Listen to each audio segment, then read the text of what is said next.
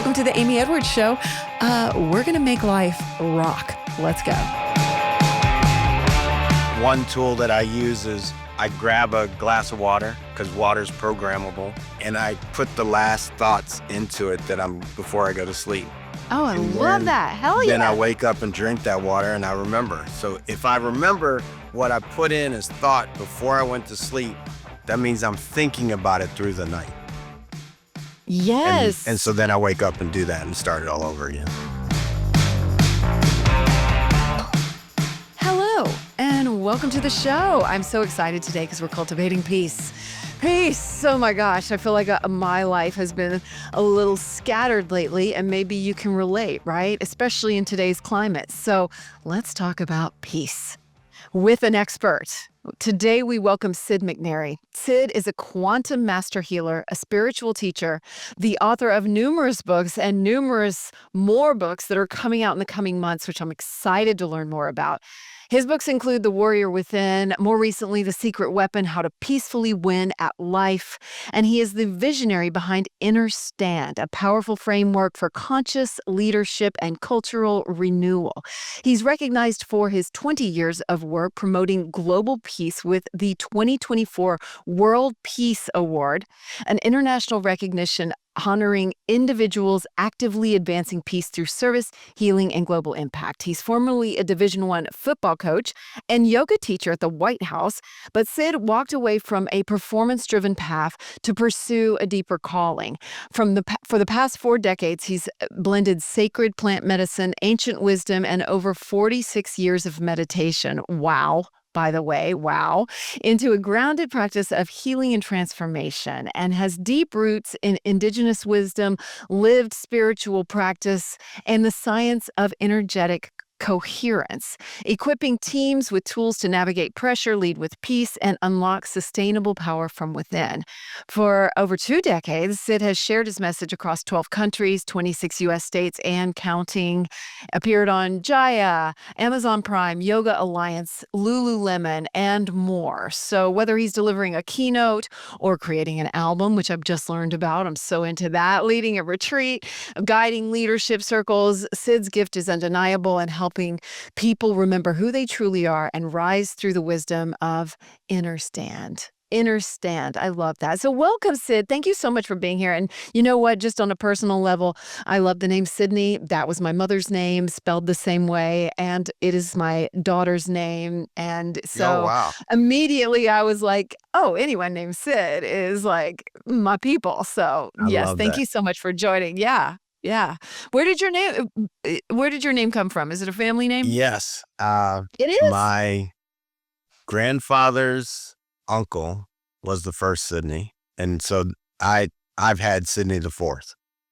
Oh, Sydney the fourth. Yeah, it's an older name. I think my mother, she was born in 1936, and she was named after like someone they knew on their street, a man. So yeah, That's ahead of their time. Now, where's your mom from? She grew up in Texas. Oh, okay. Yeah. Okay. Mhm. Very awesome. If you had said Memphis, Tennessee, I would have been like, no way. That would have been really cool Yeah. on an alignment, right? Yeah. Well, I'm so excited to jump in with you today because one of the things you talk a lot about from doing to being and being the best human that you could be, right? And that's such a central focus of all that you do. In fact, you mentioned it just as we were pre-talking.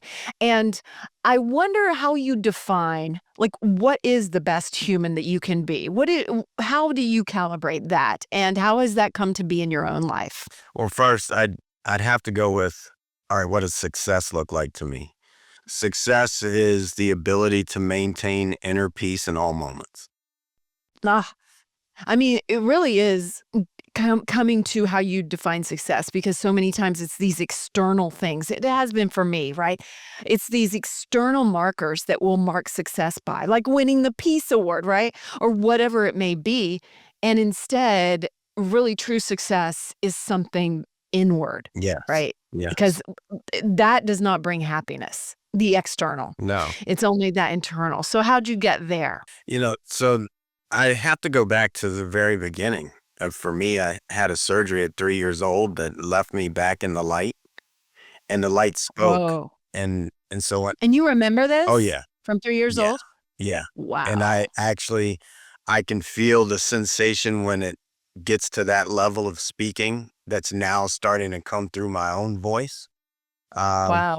and so I've known that, and so obviously I could tell when I lost it.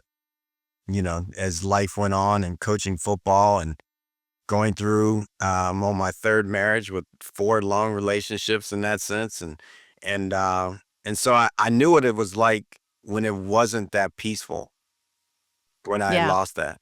And so that helped me to navigate, okay, is this the turn I want to take or not, in life. And so when I look at, because I do think we all perfect, everybody. Like, for us to not think that we're perfect, it's one of two things. We don't know God, or we're very arrogant. Because the thing that created us, that perfected all the stuff around us, created you and me. So, and it's inside of both of us. Yeah. So then everything that happens in my life is perfect. It just is. And it's done for some reason. It's either a lesson, or something guided me to a higher place. It's just the way it is all the time.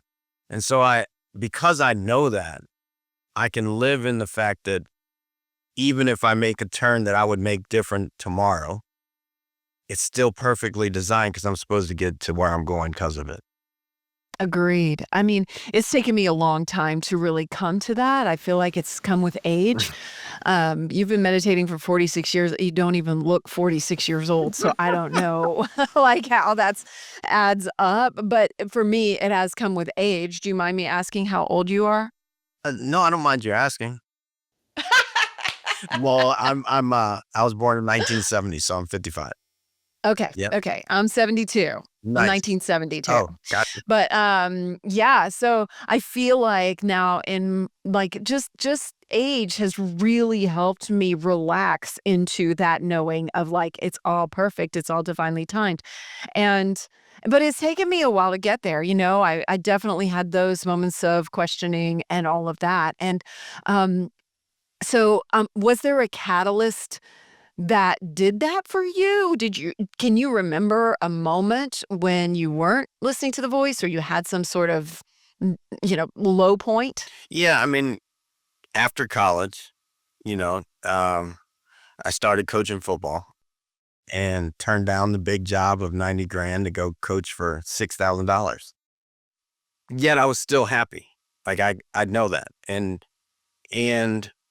then I began to drink more. The job got stressful. Everything started piling up. I wasn't sure if I wanted to continue in my marriage.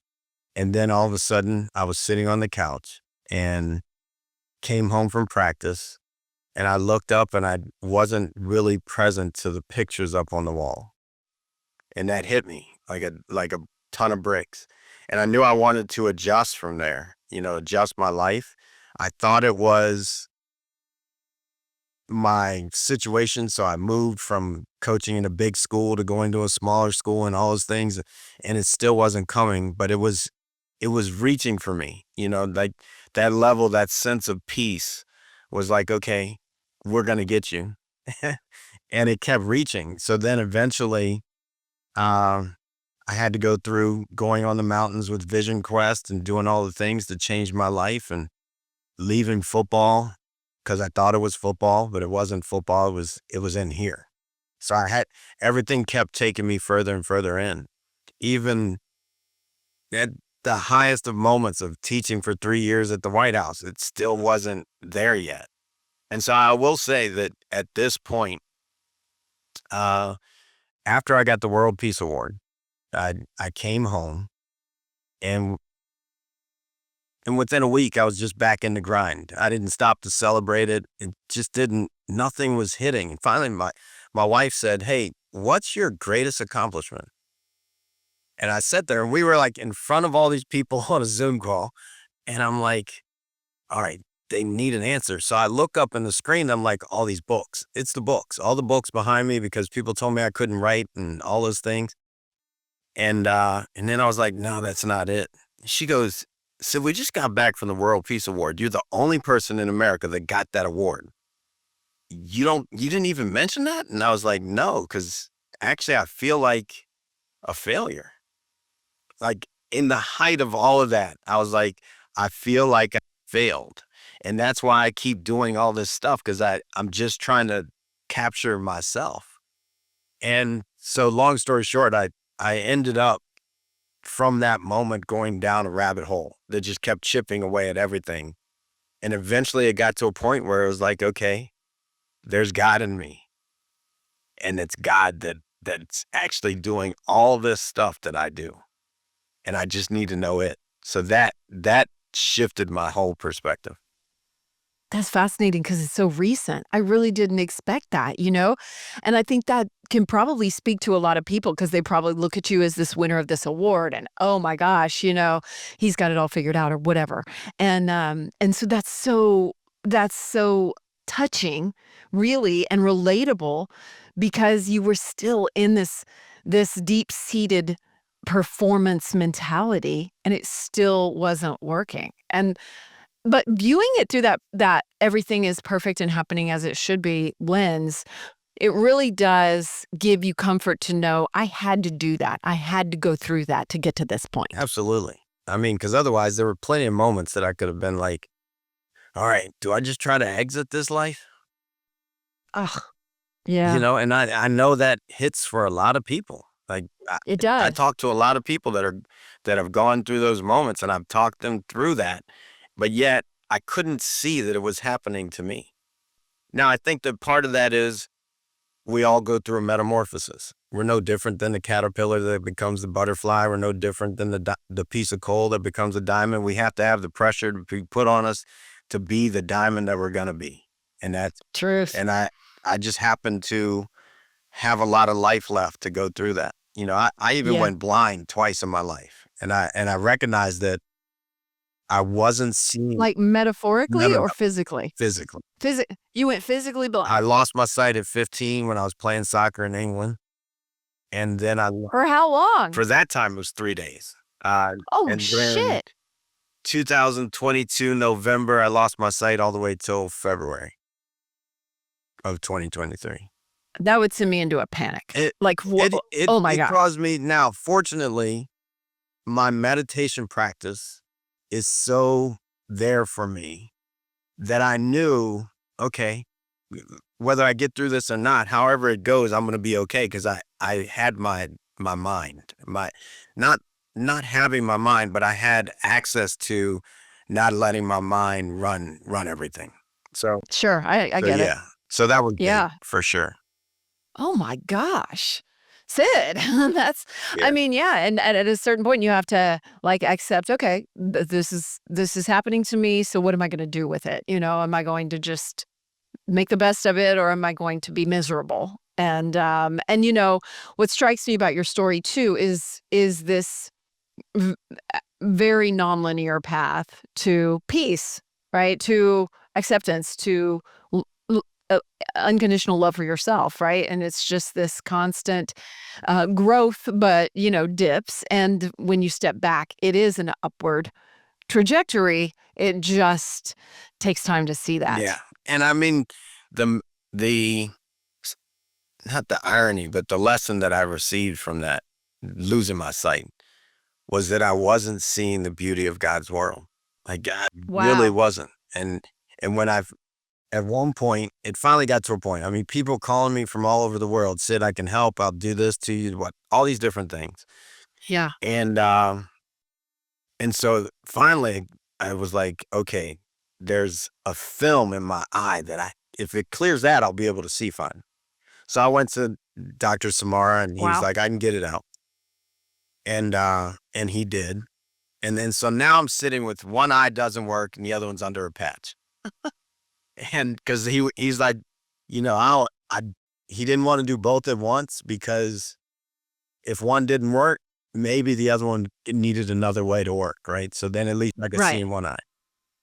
So I call him and I'm like, hey, this patch is really itching my face and I don't want to scratch my eye, but I've got to scratch just the bridge of my nose. Can I take this patch off? He's like, oh yeah, I just put it on because I know who you are and I didn't want you to use your eye yet. And so I'm like, and he's like, just promise me you'll put the patch back on when you're done. I was like, okay. So now I'm sitting with one eye closed and my wife is on my left. And I'm like, man, I just got to know if I can see. Right. So I turned my head and I just peeked and I was like, oh my goodness. Like, and now my wife is beautiful. Like, you all could be sisters. And I was like, I didn't realize the beauty of who she really is. And so then that took me on a whole nother ride too, of really looking in and saying, okay, where else am I missing the beauty of God's world? Yeah. Wow. Yeah. It's so interesting to have revelations about things that go wrong with our physicality. I experienced something like this. Like, my voice is everything. I'm all about, using my voice. I've done music, all this stuff, and radio, podcast. And in 2018, I lost my voice, and I was releasing an album, and I realized that it was representative that I wasn't speaking my truth in so many ways, and it was such a revelation to heal that and to have patience with it. It took like 9 months or something, and it was just really hard, but in hindsight, you're like, wow, I needed that in order for you to see beauty, right? To see truth. And for me, it was like to Mm. speak my truth and to really be authentic with it. And it takes so much time. It's such a low point and so hard, but I can relate to what you're saying, and that's a really beautiful realization. So, I mean, wow. And that too is recent, right? You Yeah. were hitting probably 50 years old and you're like, "Holy shit, what's happening?" So what are some of the practices that you teach people to n n get there and then maintain it? Because I know that a lot of your books that you're coming out with in the next 6 months center on teaching these strategies to people and how, like, someone's listening and they're like, "Shit, I am stuck in performance. I'm externally validating for my success, for my measures of success. How do I get out of this? Because it's not bringing me happiness. What do I do?" So we have what we call the practice, and which it's all a practice. Life is a practice. Everything. Yeah. Everything. Like, did I know how to be a great parent? Sure, I had an idea, and then I had to adjust. Well, yeah, I always say we're gonna fuck up our kids in our own special way, like, I'm like, you're just learning and getting it as it comes, for Right, sure. right. So the practice, which is what we call create, it's an acronym to help people remember what to do every day. And the C is for centering. Like, really, I start every day sitting over in this spot, meditating for 2 hours. Now, 2 hours? You do 2 hours every morning? yes. Damn. And now that's 47 years now since I started meditating. So Wow. the You're like a monk. nah, that You're monk we level. literally go for modern monk. That's the brand. And so Oh, cool. so thank you for acknowledging that. And then research, which is, okay, what are you putting in your mind? Like, what are you Ugh. actually every day saying, okay, how are you going to get deeper into the path of wherever you are? And that's research. Elevate is how we speak into our lives, like I am statements and all those things. And then awakening, really paying attention to, like, even as I'm having this conversation with you, I'm awakening to anything that you say that gives me another awareness about myself, like, really, of how I can grow. But awakening is something I didn't know I didn't know. So every day I'm looking for one thing that I didn't know that I can pick up and put into my life. So Oh, uh, can I just sidebar that? That is so, like, unegotistical, right? That's this, like, acknowledgement that everyone has something to teach me, and it's a humility that man, when I see a teacher or someone at that level, I'm thinking of someone in particular, but I won't say names, but, that doesn't like, you can see the ego, and, it's just really this constant bringing down of your own ego, so yeah, I commend that. awesome. Like, that's really so important and such a crucial thing that we can do for ourselves, because ultimately it serves us, Yes, you know? yes.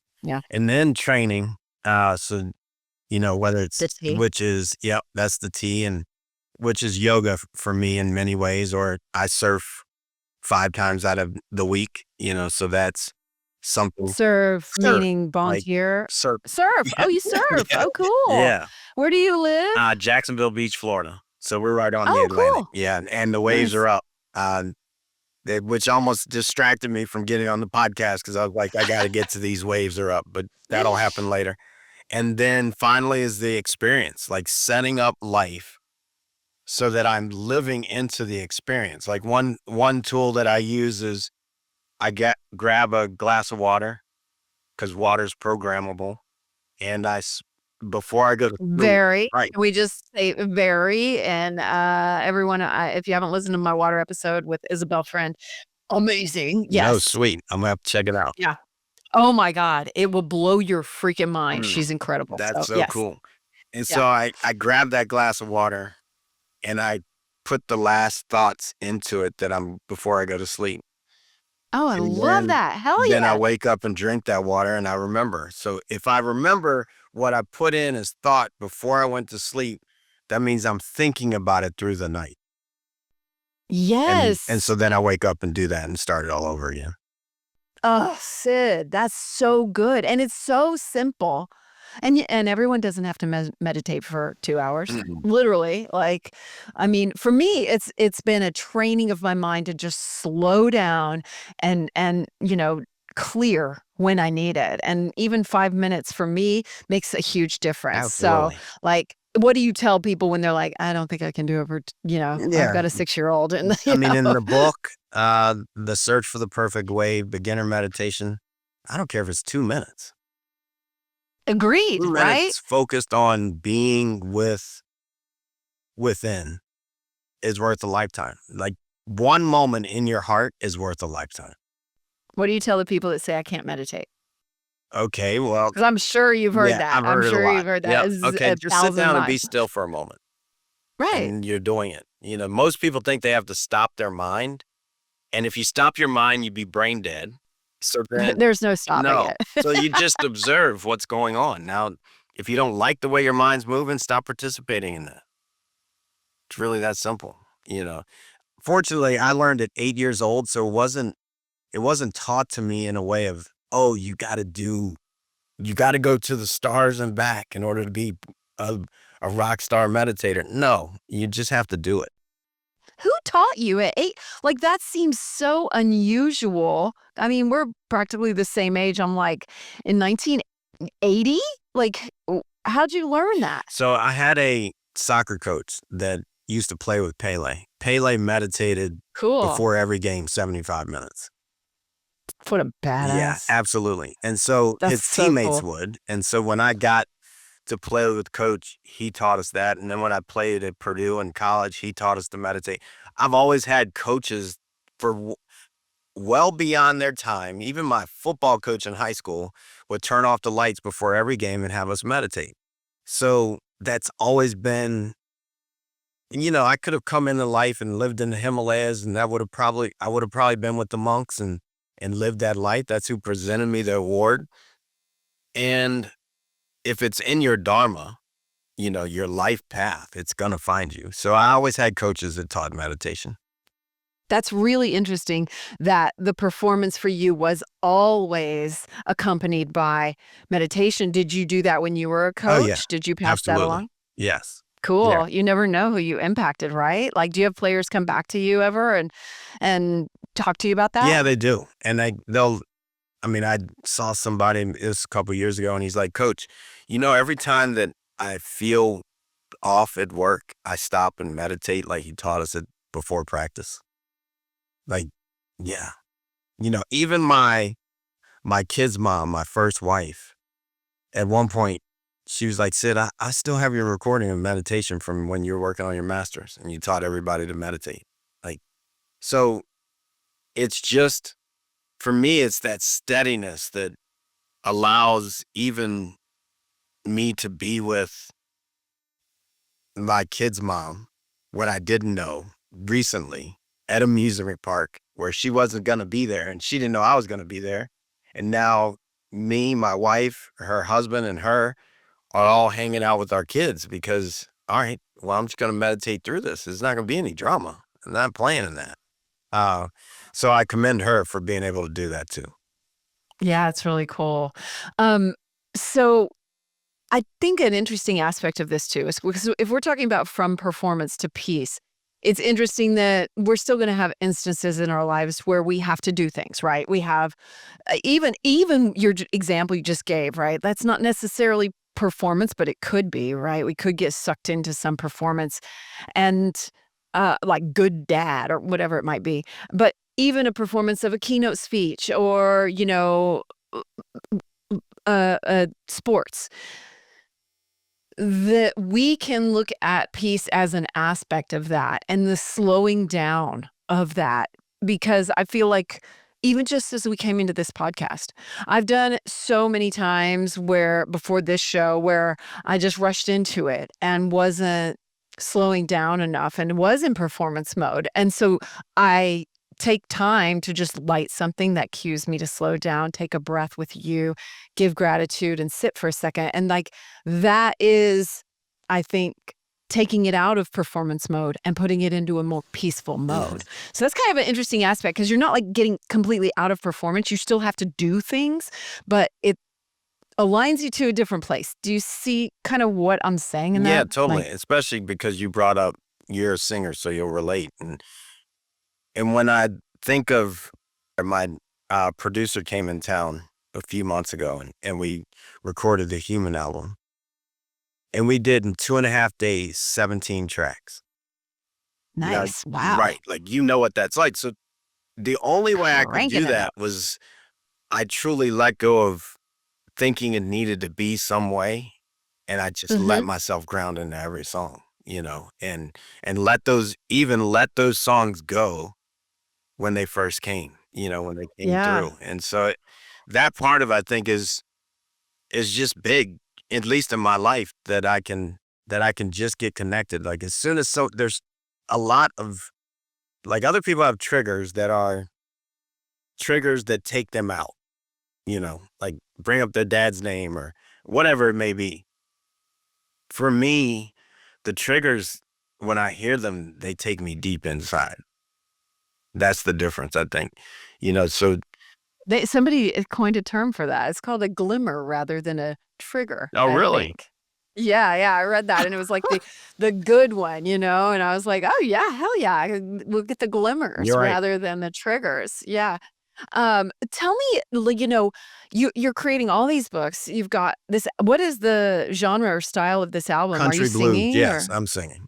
Oh, what? Yes. Did you just say country blues? I was not expecting that at all. I don't know what Right. I was expecting a lo-fi kind of, affirmations or something, No. but, No, I never done every cool. type of music, but yeah, the last 5 years I took off and was like, all right, I told my producer, hey, no, we're not recording this album. I got to take time to find my voice. And it took me full circle because I mean, like people hear me, most people wouldn't think of me as from the South, right? Well, no, you don't have an accent, Right. yeah. Well, I lost the accent when we moved from Baton Rouge, Louisiana to Washington, D.C. Like I got in Mhm. fights with kids over my accent. My accent got pushed out. And so my very first time being in the studio, they wanted me to sing and they were like, Sid, you sound like Darius Rucker. You need to sing like that. I was like, I'm not a country singer. So I sang everything but country. Like I did rap, I did everything. And then recently I came back and I was like, all right, man, it's country. That's who I am, and I found it. And so the first two songs that'll come from the album, from the South, and then Black Country is, yeah, I found my voice. But country and blues can be kind of like the subject material doesn't seem to go with, like, what you're all about. So what is your subject material in the songs My that you're life. writing? I mean, Your life? yeah, like Okay, from the I South. can see that. I built this house where the river runs slow, where the cypress rise and the wild trees blow. Like so, it just fits. Virgin fire, blood and bone. That Yeah. tracks. Okay. Yeah. Yeah, right on. Well, so let's talk about, the importance of creating when you're going through all this. Because so much about creating too, we can get in our heads about the external success and performance for sure. And so how do you recommend that people, are able to let that go, or how do you do that in the creative Well, process? we're And always how important creating, is that right? to you? Always, Yes, right? 100%. No, everyone listening is creating in some way, Yes. 100 hands down. And so I've learned that, the highest frequency is peace. Like, and it's the last thing you hit before full enlightenment. So, What about gratitude? Where does gratitude fall on there? Is that like that's isn't on the that up way. there? Yeah, it's on the way to, but It's at on the the way, okay. state of peace is like for me, I'm just okay with it all, no matter what comes my way. And now when I look at that, in order to be, You think it's above love? oh yeah, absolutely. Now, love is everything, Okay. but in order to access love, full on love, you have to have peace. Like, think about the people that are angry in their life. They aren't necessarily feeling peaceful about it, or someone experiencing and being fearful of racism around them, all these different things, there's no peace there. So they don't even Right. recognize that actually God is loving them even through that. So then now when I've become peaceful with everything, I actually have the real access to God's love. And that's different, you know, different than the romantic love, or I've, we're both married, and I'm I'm happily married. And I remember before Liz, I had a partner, and I said, "Look, I'm not going to say I love you anymore. Like, I can just tell." And she was like, "What?" I was like, "No, because I can see that that level of love is like, I only love you, but I love everybody and I love everything. So I can't just say I love you till we get beyond that 3-word sentence so you can understand the level of love that I am." That's a different state for me than where I was. Someone else may say love and they experience it just like I do at my highest. That's their perspective. God is looking through both of our eyes at the same time. Well, in that vein, you do talk about being a warrior for peace, right? And so what does that mean? What does it mean to be a warrior for peace? A warrior for peace is I'm strong enough to hold peace. Like, if really, like, I've been in, I've recruited where guns are fired and, gun held to my head, all these different things. Now, can you really be peaceful in the midst of that kind of chaos? That's a warrior. Only a warrior knows how to do that. And that for some people they think warrior is the samurai ready to cut your head off or something like that. I'm talking about the one strong enough that can walk in a battle and everyone puts their arms down because they see that person. Mhm. That's a different thing. Yeah. Yeah. Yeah, for sure. So I know that plant medicine is part of your story and journey. Can you tell me about that? How it played a role in your own spiritual growth and path to peace? Yes. Let's see. First real plant medicine was probably peyote with my grandma, Native American Wow. church, and Interesting. being in that How old were experience. you? How old were you? In my 30s. No. Yeah. So Wow. that, like, that level, because, yes, I had smoked marijuana, but I wasn't thinking of it as medicine. It was, I wasn't thinking about getting spiritually connected. It was like, all right, I'm getting disconnected from this chaos, which is spiritually connected in so many ways. Um, and 18 years ago, I stopped drinking. So I think that's when it became not about getting high or escaping, as the only reason I'm going to put this in my body is to know God. So then I went through a lot of journeys of ayahuasca, did 6 months of DMT, 100 to 20 hits every day for 6 months.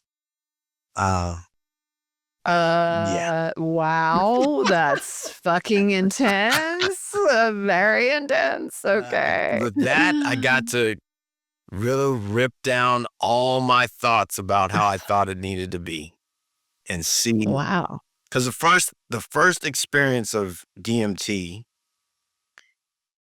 and they say don't do it outside because all the cells of the building would melt away. And now you're sitting in the void. And what seems like years is only minutes, so it getting into that level of connection was different. Was this a toad medicine like Now, 5-MeO DMT, or was it a synthetic? DMT extracted from mimosa bark. Like, so Mimosa bark. Okay. anything living contains DMT. So that's why they Okay. can't test it, because you and I both have DMT. It's just it's the God particle that allows us to transition from Earth to wherever and back, Right. right? I know we release it when we die, And and we're born. yes, yes. Yeah. So, So with that wow. being said, and I think that's partially why mothers experience such a euphoria giving birth. That's what they say. Yeah, Yes. because it's I all open. I've given birth twice, and I did not experience the euphoria, but that's just me. I sure hoped I would, but the best laid plans, Right on, so right on. And so, yeah, just going through those different journeys was incredible. I mean, at one point when the ayahuasca opened, I painted 135 paintings in 4 months. wow. Yeah, yeah, I did. When you go in, you go all in. Yeah, it was. Now I was experiencing an astronomical amount of pain at that time. I mean, I lost every use of every muscle in my body, and so in order to stand on my feet as the pain was setting in, anything, I would paint it out. That's how I got the pain out of me. I'd disappear into the painting and it would give me a relief for a couple hours. Uh, What was wrong? they ended up calling it shaman sickness because I got tested for everything. And I've never heard of shaman yeah, sickness. which was, What is just it? was what it was. But it was pretty different. I mean, It's like an effect from plant medicine bro, that no, no, no. This was no. 2010. I committed to the Walk of Peace, which is my native name, Nahi Adanade Nuato Hiadu, which means he who brings peace. So I committed to the mission of bringing peace to the earth, which meant I had to feel all of the pain that the earth has ever felt. Oh, I understand now. And then, so when that set in fully, there were 10 days I just couldn't even move. Sounds Stuck in bed, sounds and rough. I told Liz, I said, look, I'm gonna die. And when I do, please give me 24 hours. Do not call anybody. Just give me 24 hours and assume I'm coming back. And the first time that I knew I left my body and was gone, she was at work and I was passed out in our entryway of the house. Fortunately, I came back before she got home. So then the next time during that 10 days, we were Wow. in bed and I was gone out of my body. I'm watching everything. I'm floating up above. I'm moving around. I'm just fighting to get back in my body. And then finally it was like 4 or something in the morning. I got back in my body and I shot out of bed and she's like, you can move? I'm like, yeah, I'm not getting back in bed. She's like, what do you mean? It's the middle of the night. And it might have been even like 2. And I was like, cause I was dead. And I don't know if I go back to sleep, if I get to stay. So I'm not going to sleep for a while. So fortunately I've been able to stay, but, yeah, so I've just had a lot of experiences that way. And the final thing with the shaman from Peru, we were doing the ayahuasca ceremony and they brought me this drum and a mallet and they're like, Sid, would you sing? And I'm like, no, I'm in this experience. I can't sing right now.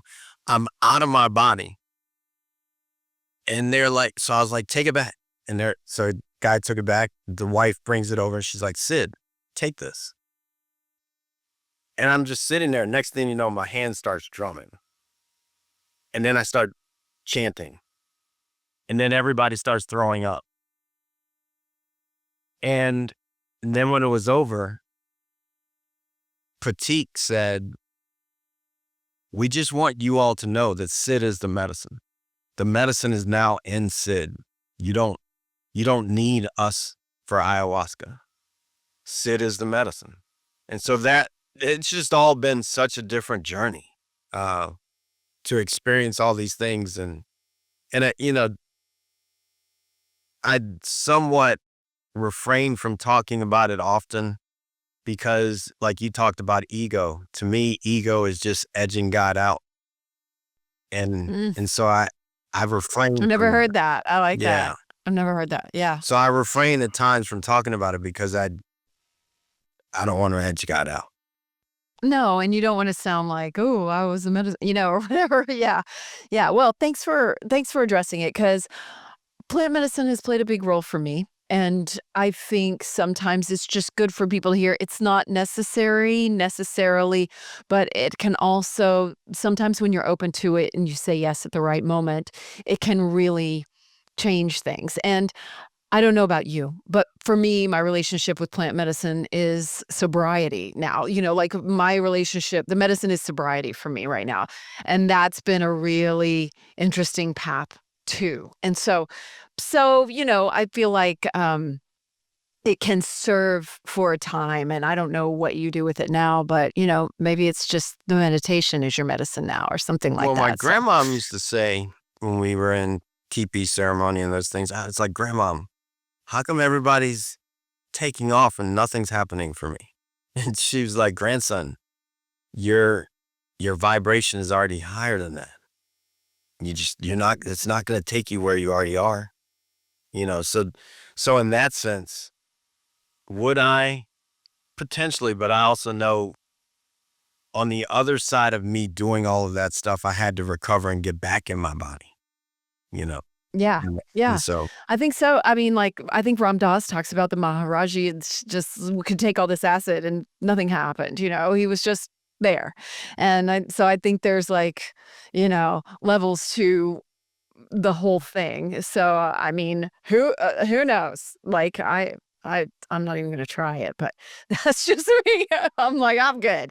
This is enough for me." I feel like I'm already vibrating way up right. here. So, yeah. So, I mentioned Ram Dass. That's someone that, I really have looked to. So, do you have any people that you really look to as peace leaders or maybe their books speak to you or something like that? Well, my grandmother Morningstar. Yeah, is she still around? Yeah, she's not my biological grandmother. She stepped in for the Palladian grandmothers to guide my life. Oh, Um, so I will always pay homage to what she's done in my life, and what's her name? Jeannie Katz. But Cool. she put me out on the mountains, and she used to travel with Sun Bear teaching the medicine wheel, and so she is really that guide that really sacrificed a lot to allow me to go discover me. As she put herself through all the someone goes out and sits for 4 days, 3 nights without food or water, someone has to pray for you all night. And she would do that for me. So I will always honor her. And I think part of keeping humility at this point in time is I know she would be proud if I do that. And she wouldn't if I Mhm. didn't. So I don't mess with that. Then I would say at this point, God, I'm constantly like, all right, God, when you gonna talk to me? Like, where are you? Because if I'm lost at all, it's only because I'm disconnecting, and I really want to know God more and more every day. So that's an easy guide. And then when I say that, and I look at you in this moment, and it's like, all right, well, you are God. Like God is happening Miller. right inside of you. So all I have to do is recognize that you're teaching me. Your frequency is what you frequently see. And Mhm. so if I don't like what I'm seeing, then there's something to change in my frequency. Oh, shit, that's good. Your frequency is what you frequently see. It's so true. It is so true, right? Like, we can train our minds to, start seeing what we truly want and Yeah. our frequency, gratitude, whatever it is, love. That's badass. Anybody else I you mean, wanna mention? I'd Any, go like, through the books that people are that have big touched my life I trained to teach yoga with Rodney Yee and then Baron Baptiste. So they were awesome, especially in the sense that they were like, nah, you don't get to follow me. You got to go be you. Uh, I love there's that. not very Right. many people that I think in life that say, go, get away, Right. go. It's like the The opposite of a world cult needs leader. you. Yeah. Yeah. Like go be you. Yeah. So definitely those two. My wife, Liz, mm, uh,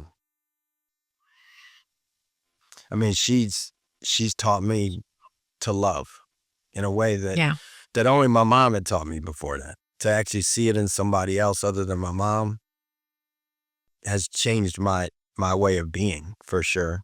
Um, my children, all three of them, they're special.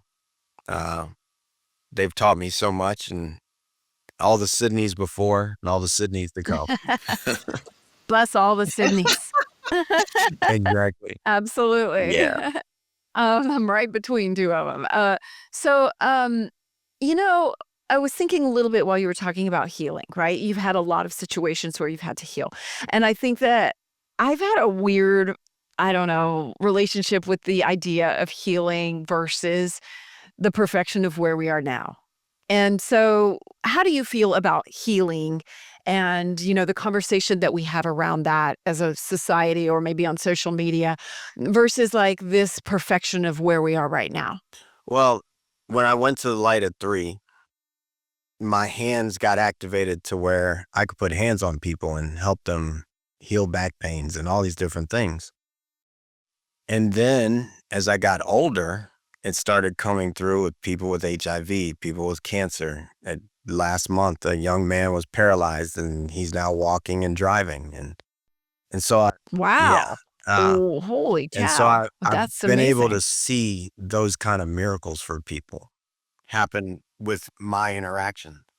Now, my interaction, what that looks like to me is them remembering that there's God. It's not Sid, and that's why I don't talk about it much because it's like, all right, God, send me the people that you want to experience this so that they know you're doing it.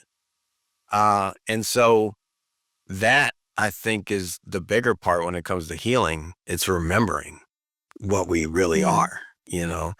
Right. Yeah, because I think there's people that crave healing and even, with their own trauma or whatever they've experienced. And so, like, what do you say, to Well, the them? first thing, whenever someone comes in my life that wants to make a shift like that, first we have to clear what's holding them back from remembering.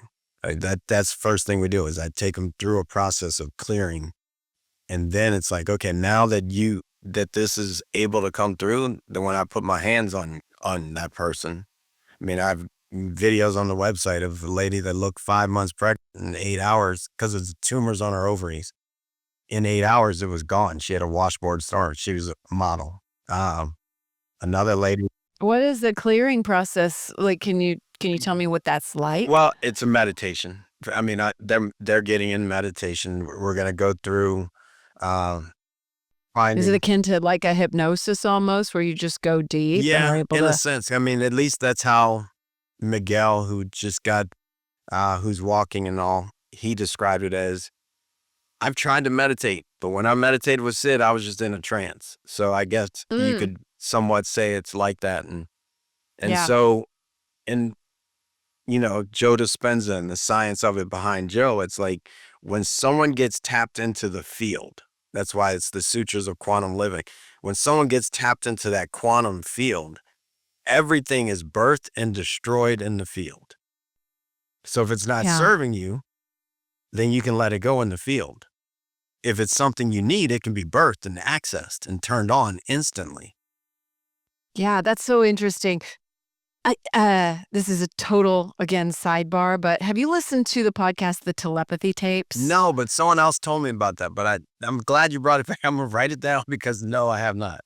Well, it's super fascinating about a quantum field and nonverbal, mainly nonverbal autistic people and how they communicate and they have telepathy. It is Utterly fast. You would probably be very interested as someone who's had multiple near-death experiences as well, and the field that is around us. But I just saw something they shared yesterday, maybe, and they are filming a movie about it, and they did something with a lot of the nonverbal autistic people, and I guess their minds are all blown, and they weren't able to verbalize what happened with these people, but I'm I am guessing they said we're asking all the wrong questions, and I'm guessing it's so much bigger, and I think God focused, and that's my guess, right? But it's so much bigger than even just like, oh, telepathy. It's like it's a massive scale of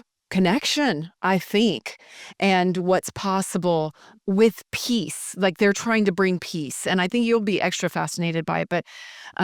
But it's just so interesting what you're talking about relates to that to me, right? Like we have a lot more power and we diminish it using words or, having these limitations like our own voices and things like that, right? And so that's kind of what it's about, but it's kind of what you're talking about too, right? We limit our own brains like, "Oh, that's not possible."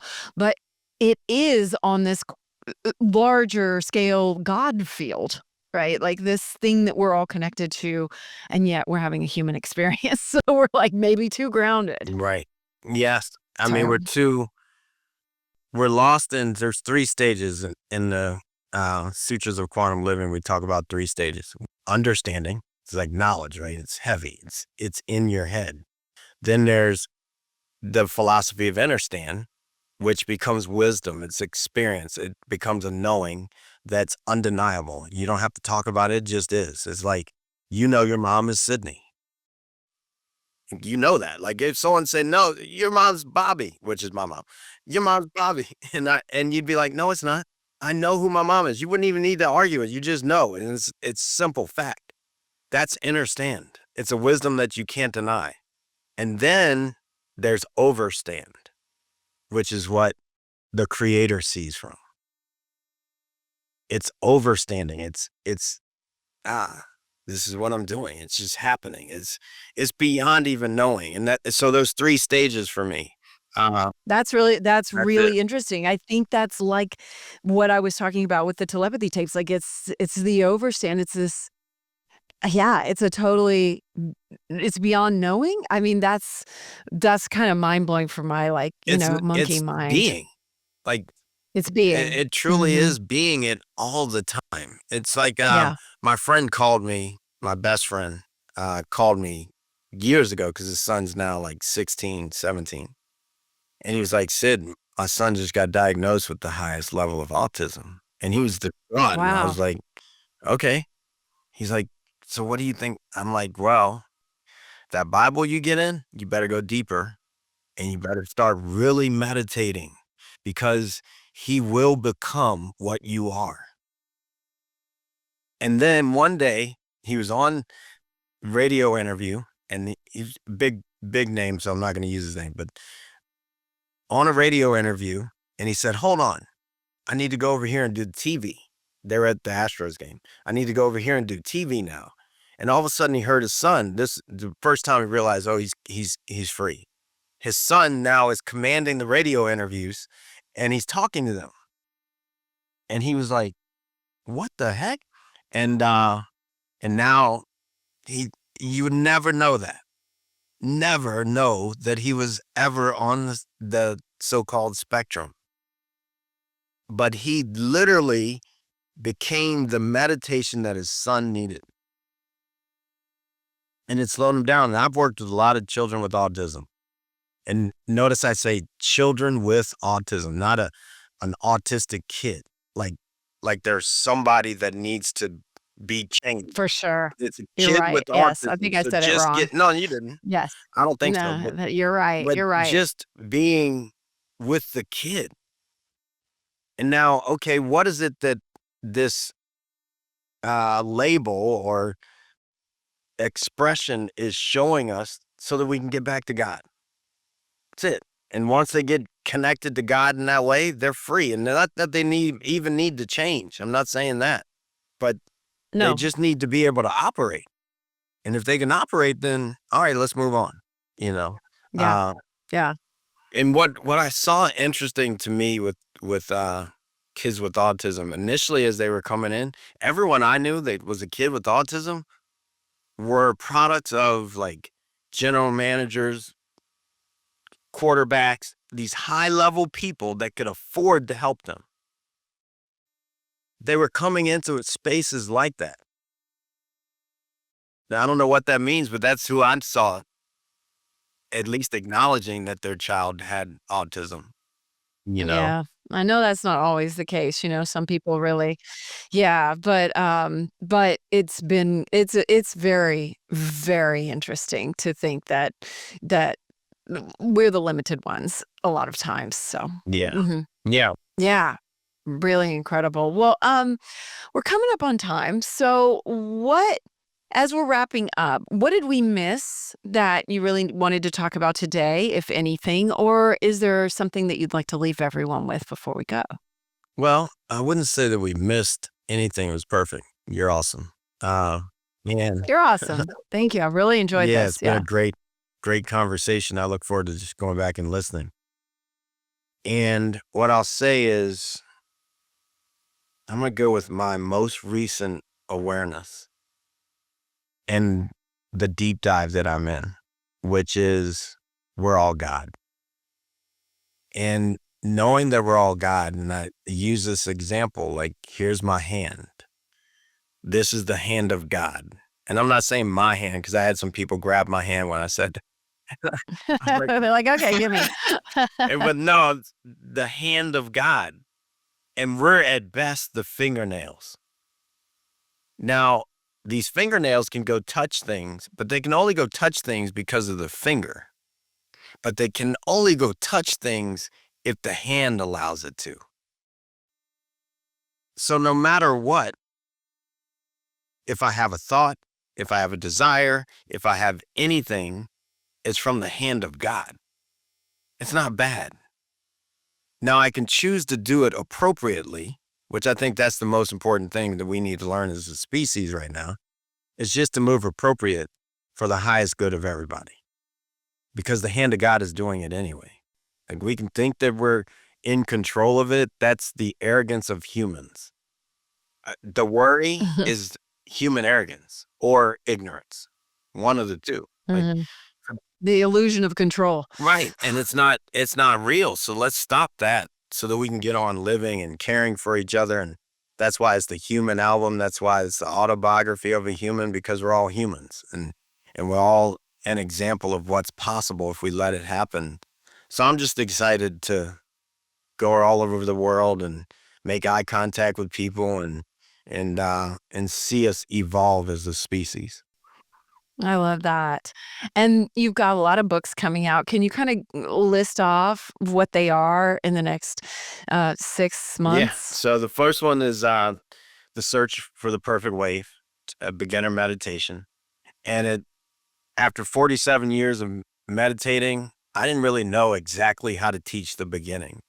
So the thing that allowed me to teach the beginning is my 18 years of surfing, that I can see the beginning of that. And so I use those two to help people go and search the waves of life.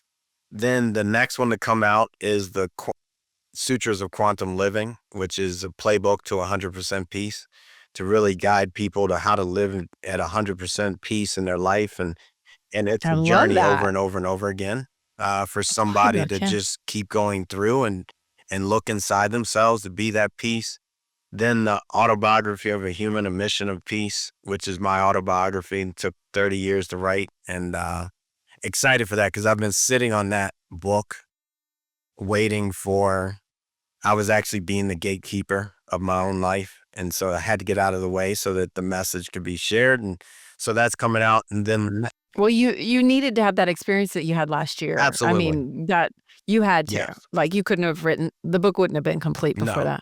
And then the next three books are for my movie. The movie is about the bloodline, Of course there's a movie. Of course. Of course. is about the bloodline of humanity. And so it spans over 3 different lifetimes. The first one's Baba G that kind of represents my life, and then Nahi and his twin brother, Hyan, that they're born. And one kind of walks in a darker path, and the other one's more in the light.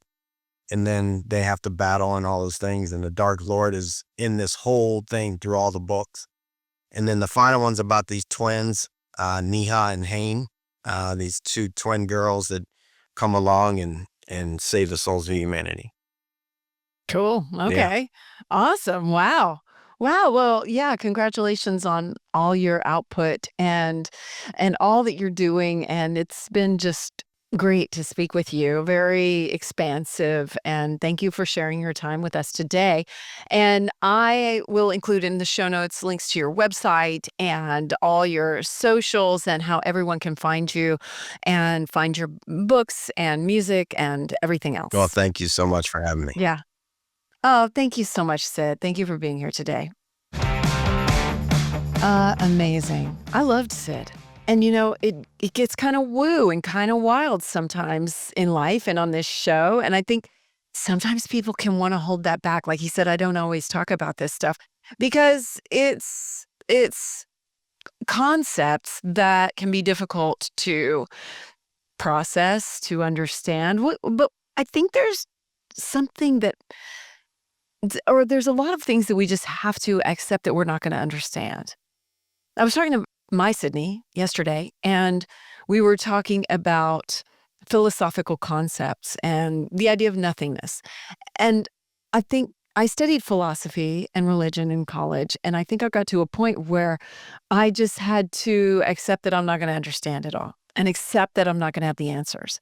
And my theory is that we really like movies and stories and things that get wrapped up with a bow and have a nice ending because life just isn't like that. So many times we don't have the answer. And the more we can surrender, I listen to a lot of Michael Singer, right? Untethered Soul. And that is about this path to surrender and really letting go of the idea that we're going to get an answer or that we have control. And the only true knowing is knowing that we know nothing. And so I liked that about Sid so much too, is this constant path of letting go of ego and learning and understanding that there's always something more to learn from everyone. And it's a very humble attitude. And I feel that way. And I think too, I talk a lot about, looking good at every age and all that. I think that that is part of the path to youthfulness, to beginner mindset, to really a glow and a joy and a childlike attitude that it not only feels good, it looks good. So anyway, I think there's a lot to that. And that guy looked great, right? He looked great. 55 years old. Are you kidding me? Okay. So there's another sidebar. So thank you so much for being here today. I'm so honored every single time. Like my heart bursts. Absolutely burst. So thank you so much. Some business. Follow the show. Follow us on YouTube if you haven't yet. Share it with a friend. I'm always honored. There's my newsletter that you can keep up with the show at amyedwards.com or amyedwards.info. Everything is there. Courses, all that kind of good stuff. And I've got some affiliate links there too. Also, link to my hair. I got to shout out my hair, the Collective ATX. I didn't brush it today, but look at my new extensions. I got them for the wedding and they are dope. I mean, dope. They did such a crazy good job this time. I got 2 new rows and they're just like perfect. And they match my natural curl when they're wet. I've had ones that didn't go with my natural curl before. So when it's wet, I have these like straight things hanging. No, these are perfect. They did textured hair and like the curl is like A+. I'm just so happy. So anyway, the Collective ATX, they are the bomb in hair extensions and they won't mess up your actual hair. Also, I am shouting out Skyrock Sedona. Skyrock is a Marriott property and really an incredible team and a wonderful place to stay. And if you're headed to Sedona, which I highly recommend, I forgot how beautiful it was. Go to Sedona and mention our names, Justin and Amy. So I love the whole team there. We were just really, really fortunate to stumble into that property with those people. I cannot speak highly enough. Uh, Shout to Podcast Magician, our editors here for the Amy Edwards Show. So blessed to have them. I love them so much. Connect with me anytime. Respond to the newsletter or hit me up on social media. I'd love to know what you think and or comment on YouTube. I always look at those comments too. So thank you so much for being here. I love you beyond. So keep shining bright. Till next time. Thank you so much for being here. Please rate, review, and follow us. And we'd love to hear your feedback. Keep shining bright.